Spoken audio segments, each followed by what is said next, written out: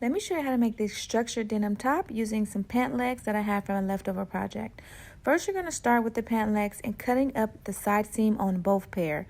Everything I say you do to one, you do to the other. Then you're going to fold the tip down. You can fold it as much as you want to make it shorter or longer, and you're going to stitch along that line. You're going to then use a piece of chalk to decide where you want the neck hole to be.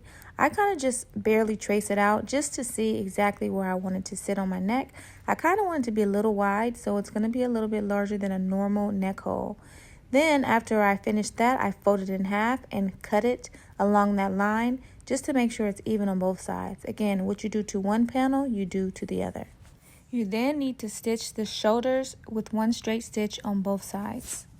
Next, after I cut out the neck hole, I go ahead and take off that extra fabric that I folded on the bottom because that's going to become our collar.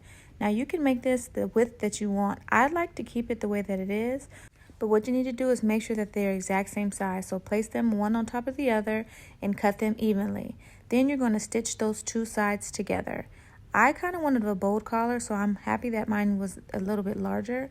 And you're going to connect that center seam of the collar to the center seam of the top, and you're going to pin it all the way around.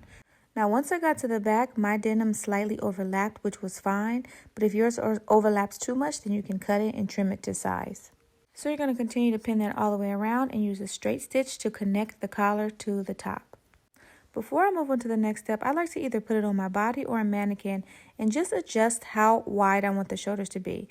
Again, this is a way that you can customize the top the way you want it. If you want it to be up on the shoulder, then you can make it shorter, but I wanted mine to kind of hang over the shoulder and give like a strong, bold collar.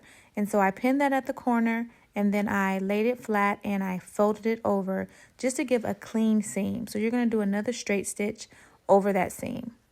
Now, last but not least, because we have a no fabric wasted, you're going to cut off that additional fabric that you have left over from that fold, and you're going to use that to attach to the front and the back of the top to create your ties on the side. And of course, you're going to add those and make sure that they are even in the same size. You don't want them to be different sizes.